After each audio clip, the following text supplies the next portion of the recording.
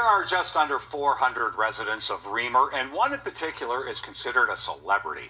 In this week's Finding Minnesota, John Lorson shows us how this Northwoods town became the home of Bigfoot.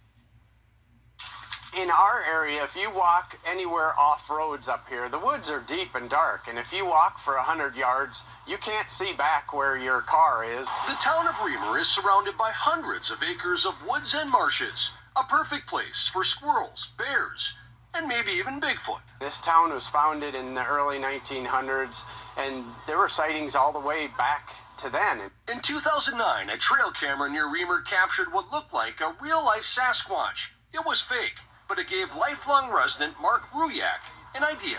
I trademarked the town as the home of Bigfoot, and we began to take away the stigma. About half the town loved it. The other half thought it was a little hairy. But in 2016, Reamer's first ever Bigfoot days drew thousands of people.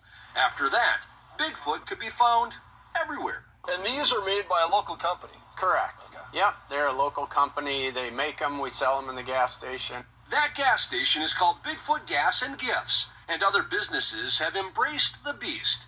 Even the Woodsman Cafe sells Bigfoot burgers and Bigfoot hash browns. Trust me, the Bigfoot hash browns, Bigfoot would be satisfied with them. But he really has his footprint on Bigfoot days. That's when they have the Bigfoot Olympics, Bigfoot Barbecue, and perhaps the most important event, storytelling time.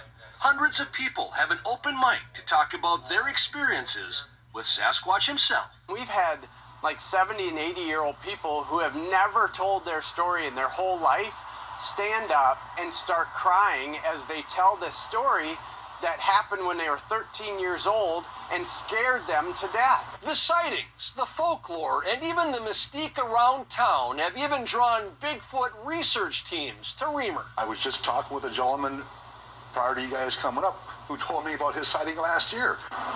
24 years ago, Abe Del Rio founded the Minnesota Bigfoot Research Team. He enjoyed studying primates and was inspired by the famous 1967 Patterson footage captured in California.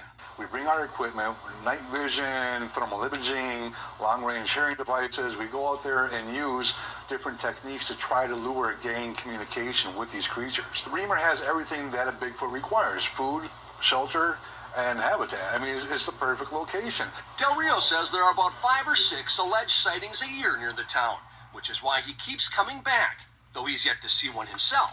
The dimensions of this Bigfoot here, would that be about accurate, do you think? Well, this is what we would say about an average size one, a juvenile. That's a Bigfoot plaster cast that was taken near Reamer, Minnesota. So that's an actual footprint somebody found? Yes, sir.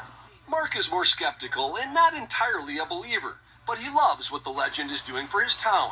Guest books show people coming from across the world to investigate.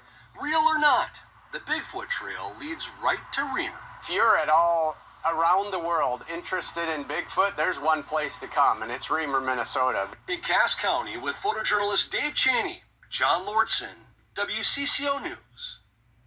Bigfoot Days is July 5th and 6th in Reamer, and during this year's celebration, the town will put up a 25-foot tall Bigfoot statue on the edge of town.